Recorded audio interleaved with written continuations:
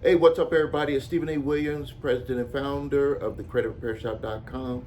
And today I'm going to answer two questions from the YouTube subscribers on the channel. These are very important. The way that they wrote them out, I know that they are under extreme stress, anxiety, frustration. They want answers on what they can do to be able to solve this problem. So what we're going to do is we're going to solve this problem, and I believe that this will be able to solve other people's problems. Maybe you're in the same situation. So one of them is going to deal with an auto repossession and how they're trying to deal with the original creditor. And then the other one is going to be with a responding to a summons, but it has statute of limitations issue. So first, let's just talk about them real quick, and then I'm going to walk you through. On the summons, the YouTube subscriber stated that they are preparing their response, but they noticed that according to their state laws that the debt is past the legal statute of limitations to collect. If they know, or if you know that a debt is past the legal statute of limitations and a debt collector is trying to sue you over it, the first thing that I would put in the response, because you still have to respond to the court summons, that is required.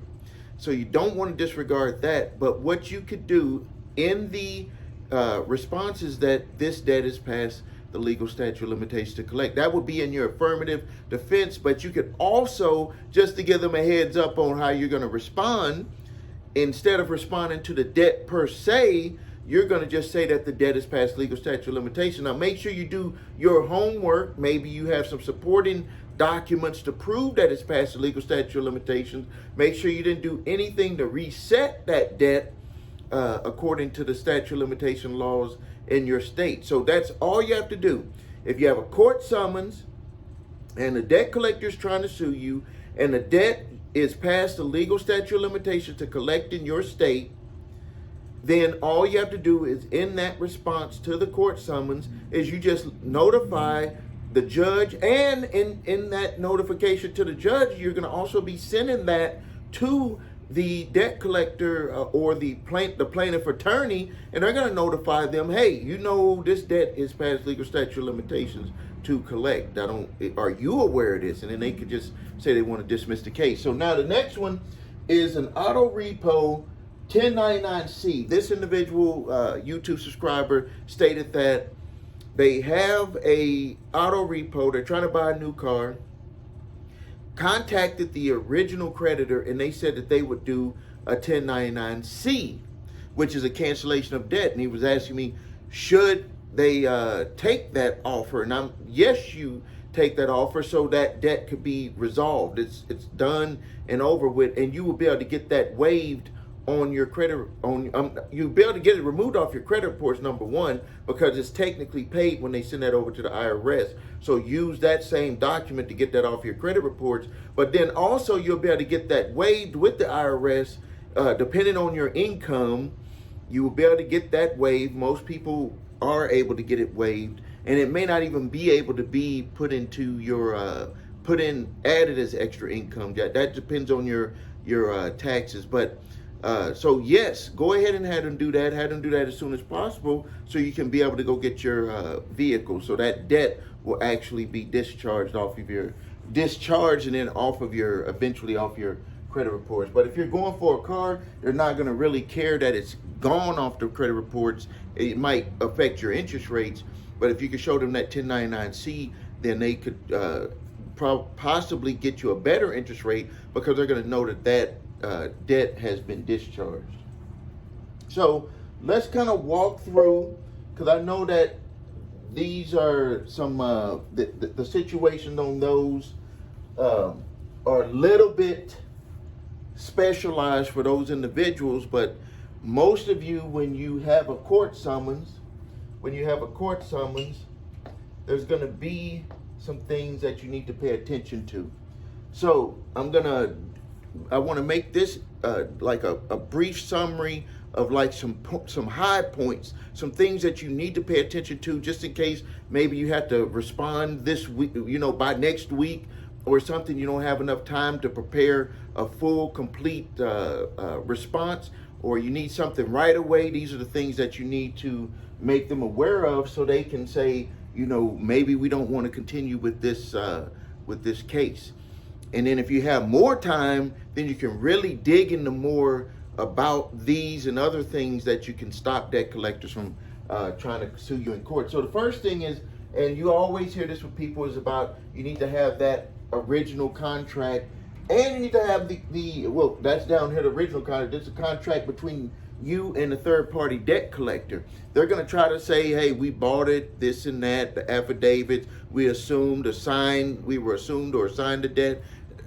That stuff matters, but it really doesn't matter. You want them to prove the contract that you have with them, because actually what you're going to be doing is you're going to be setting them up in the end to be able to win your case if you do this the right way. So you want them to submit what they have as the contract. Again, they're going to try to submit that affidavit that they purchased the debt. There's a big problem with that affidavit because it never has your name on that affidavit. And then even if it did have your name on it, there's another issue, and we'll get into that in a second. The next thing is the privacy. You want to see where you signed with the original creditor to allow them as a third-party debt collector to have access to your private data. Where you might be saying, well, if they purchased it, they automatically get it. No, it doesn't work that way. That would be like someone, if you opted in on a list and someone just automatically sold your information to somebody else. That's not the way it works, and it doesn't work that way with buying debt either. So you want to see that the original creditor had something in there that stated that they could share your information with third parties. Now, they might have it. You know, they're sneaky. They might have it, but you want to put them on notice that you want that information so you can be able to review it to make sure that there's nothing in there that could potentially make the case go away and due to a technicality. Next thing is you want to have a true accounting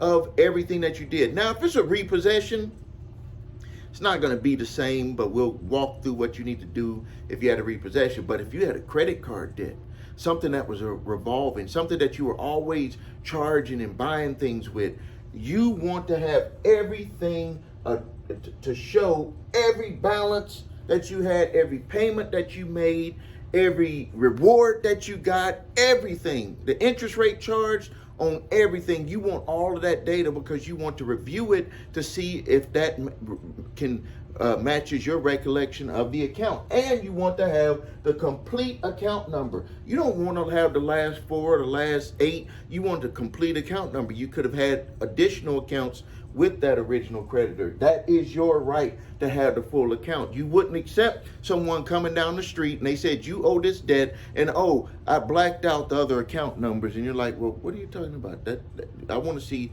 the full account number. Well, we don't have that. Well, that means you don't have a case. The next thing is your original contract, which is what we kind of talked about to try to see about this privacy issue, to see if you have something with the privacy, to see if there's some issues with the account.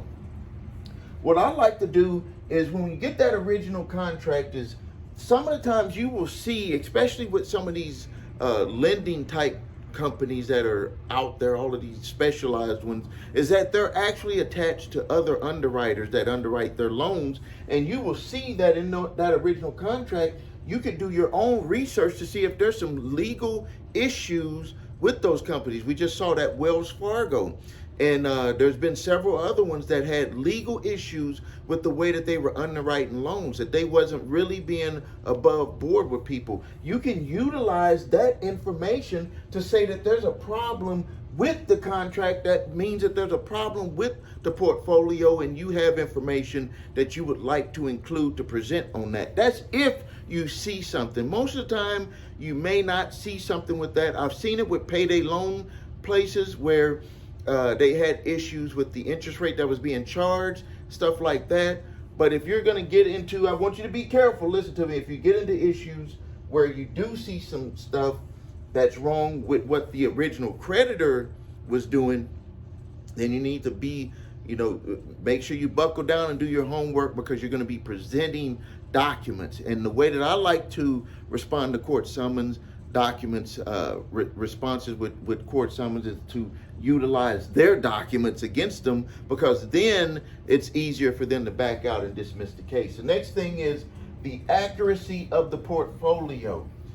So they're going to say, well, we have a contract with you. It doesn't have your name, or even maybe it does have your name somewhere on there. I've never seen one where they had their name. They might have like a sheet that might say this account was included, but it's never on that original contract. But still, even if they have that, then you want to challenge the accuracy of the entire portfolio. We've seen where portfolios were sold and it had information in there that should have never been sent out, from people who had bankruptcies, people who had paid off their accounts, people who had settled their accounts, whatever that is. You want to make sure that whoever signed over that account during the sale also puts that the account had no errors in it, 100% error free. You have that right. And this is something, if you read the affidavits on those sales, it says that the third party debt collector who purchases the debt assumes all responsibility. That means that if anything is wrong with the portfolio, they can't go back and say, hey, we want to get our money back on this or a refund on that. No, they're buying it for pennies on the dollar, so they have to assume all the responsibility. And that's what makes them want to just back out and say, we'll just go after someone who is not trying to fight their case. The next one here, 1099-C. You want to make sure that the original creditor never filed a 1099-C. I've seen this happen before. Person goes to court. They're being sued. They get a default judgment. 1 year, 2 years, 3 years later, all of a sudden they get a 1099-C from the original creditor. To get a 1099-C stating that they have, they had wrote off the debt and that they have this additional income. So what you want to do is you want to make the plaintiff provide you a document stating that the original creditor did not file a 1099-C. Just in case you don't know what that means, a 1099-C cancellation of debt to the IRS, because that would mean that you've paid the debt. They've gave that to the IRS. They want the IRS to consider that additional income on your taxes. And then their documents, and I kind of went through this a little bit. You want to, when you're looking at doing a response, you want to utilize their documents against them. Because if you get into where, like I had stated earlier, where you say, well, there was a problem with this original creditor with other cases, they're being sued, then they're going to require you to bring your evidence and speak on your evidence. And you could, that could be a little bit shaky, especially if you're not confident in what you're doing. But if you utilize their documents, hey, you didn't provide the privacy. Your contract is incomplete. You did not give documentation showing that the portfolio is 100% accurate. You did not give a 100% true accounting of my account that you're claiming, the alleged account. You don't have the full account number. Look at that. You have strike 1, strike 2, strike 3, strike 4, strike 5. You use their documents.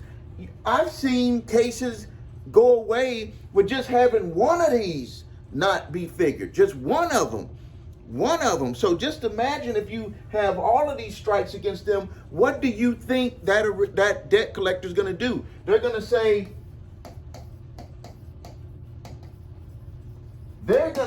dismiss, because they're not going to want to sit there and fight something that they know that they're going to lose. So you may show up in court, and this is something that happens with our clients. They'll show up in court, call their name. Debt collector looks and said, oh, they're here. If they wasn't here, I would ask for a default judgment. But they're here, dismissed. And a lot of my clients, what they'll do is they'll kind of be upset because they're like, I wanted to see what was going to happen with all of that stuff. I wanted to be fighting. Let me just take your wins, get up, ask for a dismiss with prejudice so you don't have to worry about this ever again, and keep that document just in case they sell it to another debt collector. You will have it and you'll be able to get paid, because they should not have done that. They should never have resold your account to anyone. Now, let's talk about repossessions. Let's quickly talk about repossessions. If you have a repossession, this is what you need to request from the original creditor, and then if it's been sold to a debt collector, this is what you need to request. You want the original contract signed at the dealership. We just saw where there's some company out of Florida, I don't remember their name, but this happened in other states also. The contract that was sent to the lender was different than the contract that was signed at the dealership. Things were added, numbers were changed, all this type of stuff, so they could be able to sell the car, because it has to go through an underwriting process. And I'm not saying at all, and I'm not mentioning any companies' names right here. You can just look them up yourself. This is what they were doing, is that they were, you're in there, you bought the car, you signed the contract on the dotted line, and then they give you a copy, but the copy that was sent to the lender who underwrote it was different, was a different contract. And it was forged. The signature was actually forged. The numbers did not match what was on the lender's, that the lender, the underwriter got. And it's because, let me tell you the reason why, is because these dealers know, the finance managers know, it has to look a certain way to get approved. And some of the times, the individual is like, I don't want to do it that way. I'll just get up and walk out of here. And so what they do, they just break the law and they just say, okay, here it is. You got your car. This is why they say what payment you want. Because they can still have you walk out of there, have you have this contract go to the underwriter, and it's not the original contract, and your payment will still match. But you don't even know. You don't even know that you've been tricked. But you will know, you will eventually know, just like the Santander people found out, is that they paid on their car for 36 months, if they had a 36-month contract or a 60-month contract. And at the end of it, they were like, the car isn't paid off. Reason why the car isn't paid off is because this was different. What the finance company who underwrote the loan got, they were like, hey, this loan here, they're probably thinking, man, we're going to really make a lot of money. Instead of this person, this contract said that you're going to be paying on 36 months. This contract over here was probably 60 months that went to them. And that's why people were paying. They were like, I thought my car was paid off. No, your car isn't paid off because that contract was different. So some of the things that you want to check when you get that original contract, check for credit insurance. Did they put some type of credit insurance on your contract, which would pay off your vehicle, pay payments on the vehicle? It could do anything. If it just says credit insurance, you contact that dealer and say, give me all the details on that credit insurance. Now, there's been YouTube videos where people talked about credit insurance, and there's like, they cannot put it on there, or they have to disclose.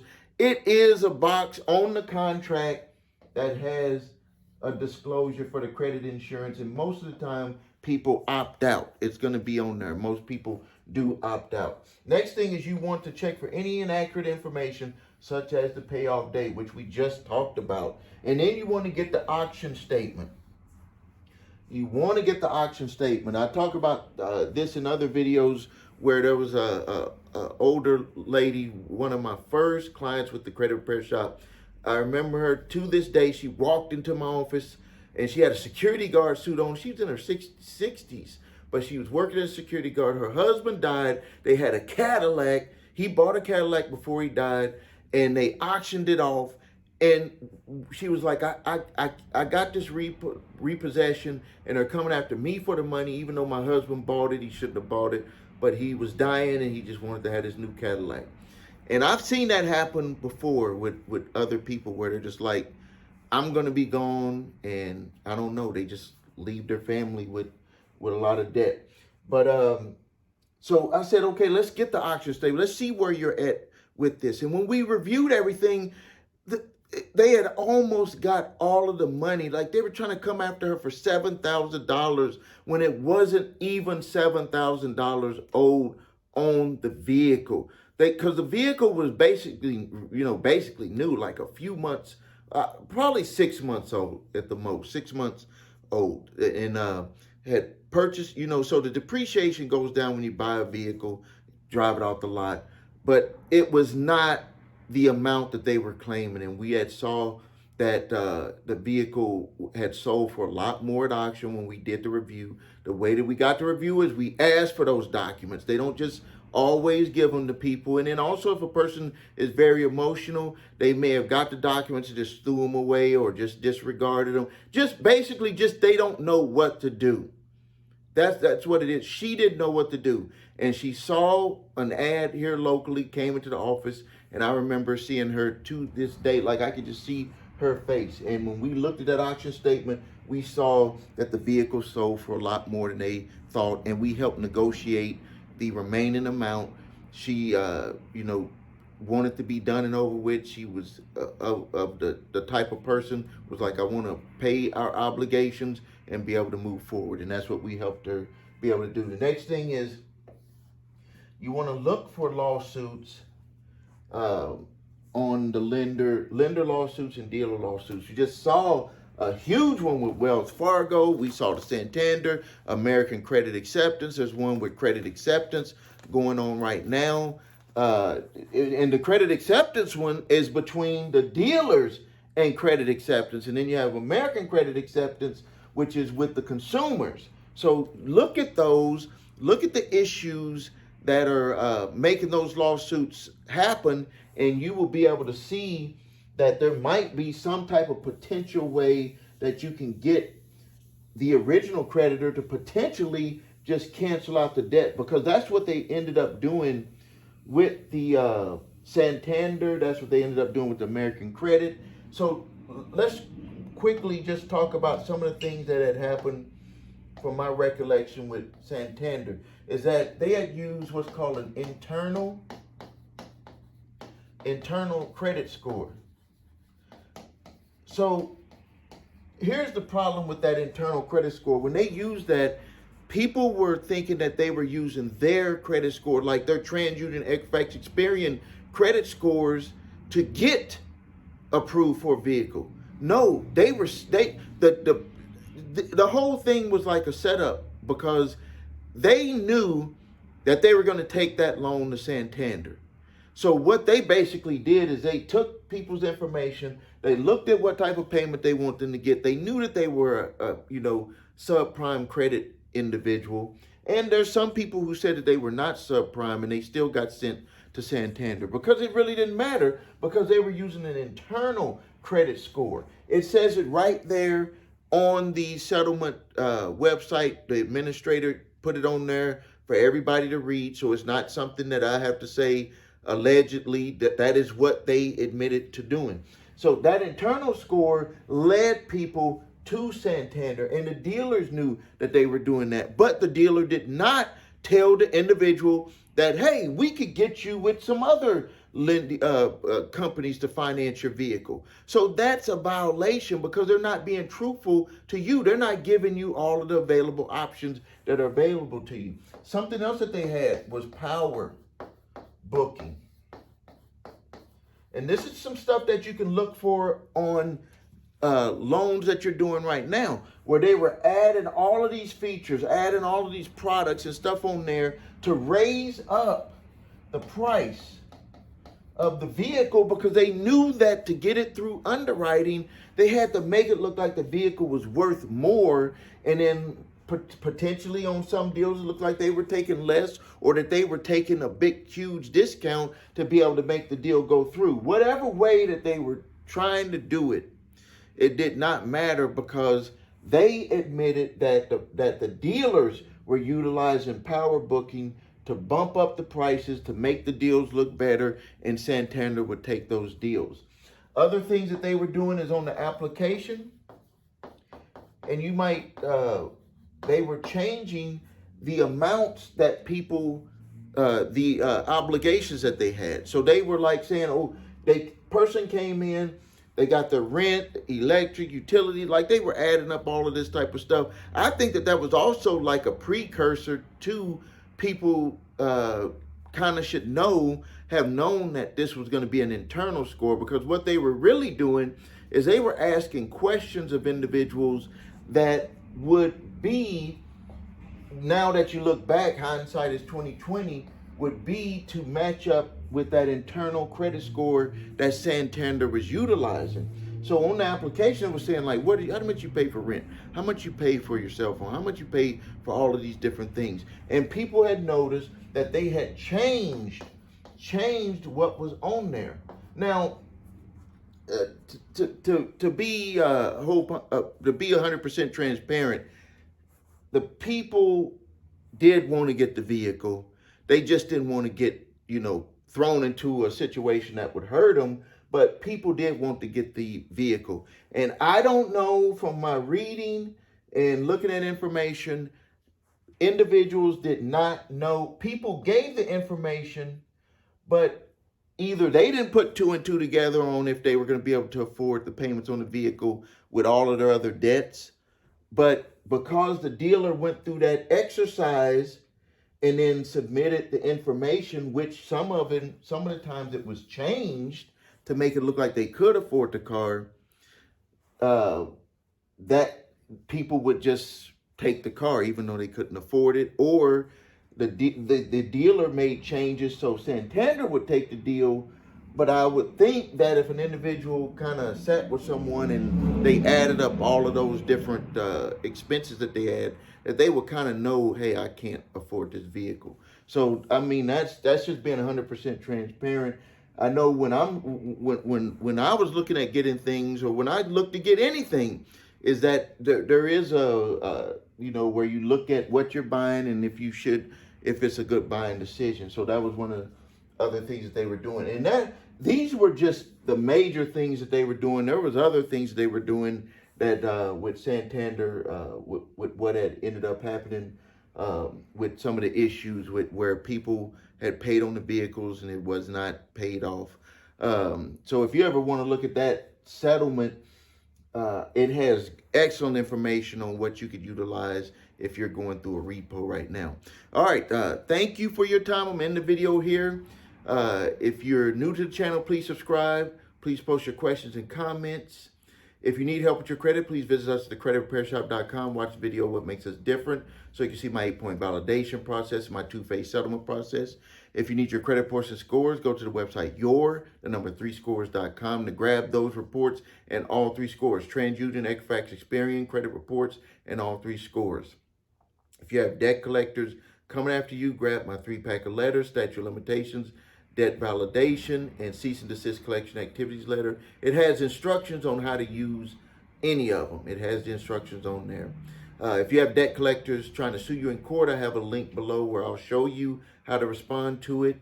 I'll show you, or you can have us do it for you if you have third-party debt collectors. And if you have original creditors trying to sue you and you want to make a settlement, we can also help you with that. So thank you for your time. This is Stephen A. Williams, president and founder of thecreditrepairshop.com.